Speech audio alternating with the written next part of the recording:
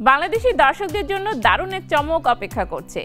দীর্ঘদিন ধরে আন্তর্জাতিক চলচ্চিত্র উৎসবে আলোচনার ঝড় তোলা জয়া আহসানের প্রথম ইরানি সিনেমা ফেরেশতে অবশেষে আসছে দেশের প্রেক্ষাগৃহে। যে ছবিটি ৩ বছর আগে নির্মিত হলেও এতদিন ছিল কেবল উৎসব আর সমালোচকদের প্রশংসার ভেতরে সীমাবদ্ধ। এবার সেটি হতে যাচ্ছে বাংলাদেশের সিনেমা প্রেমীদের নতুন অভিজ্ঞতা।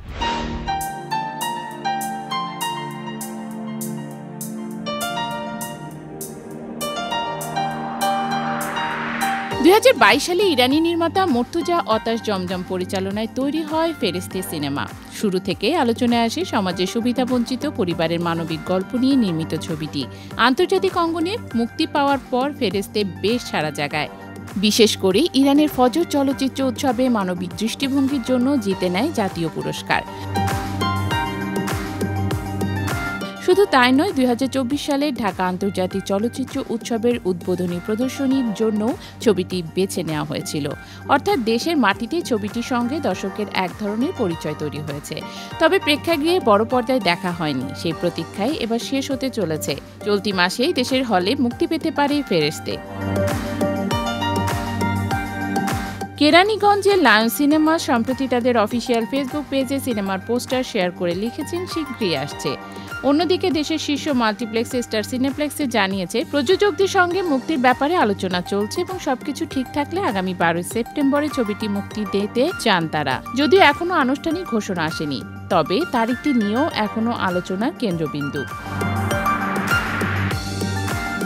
গল্পের দিক থেকে ফেরেশতে একেবারেই ব্যতিক্রম। সুবিধাবঞ্চিত পরিবারের জীবনযুদ্ধ, তাদের টিকে থাকার সংগ্রাম আর মানবিক টানাপোড়েন ফুটে উঠেছে ছবিতে। সিনেমার আবেগঘন দৃশ্য দর্শককে ভাবাবে আবার কাঁদাতেও বাধ্য করবে। এ কারণেই সমালোচকরা একে বলেছেন একটি হৃদয় ছুঁয়ে যাওয়ার মতো সামাজিক বার্তা।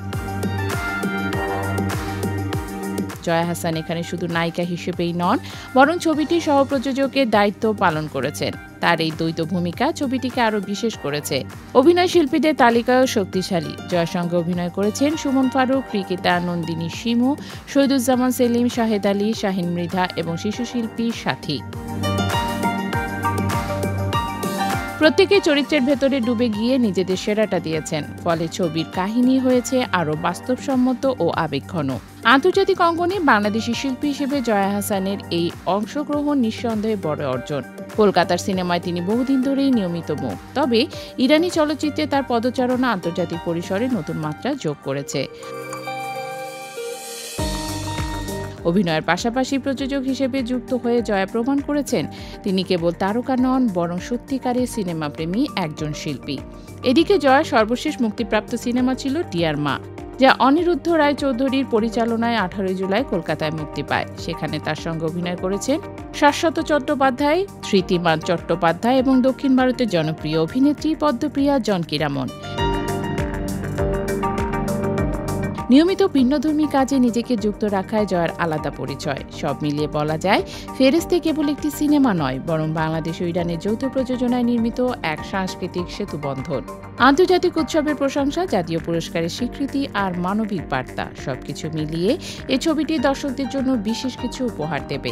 এখন কেবল অপেক্ষা আনুষ্ঠানিক ঘোষণার। যদি সবকিছু পরিকল্পনা মতো হয়, তবে আগামী 12 সেপ্টেম্বর থেকে দেশের প্রেক্ষাগৃহে বড় পর্দায় দেখা যাবে জয়া আহসানের বহুল আলোচিত ইরানি যাত্রা ফেরেশতে। আর সেই দিনের প্রতীক্ষায় এখন সিনেমা প্রেমীরা।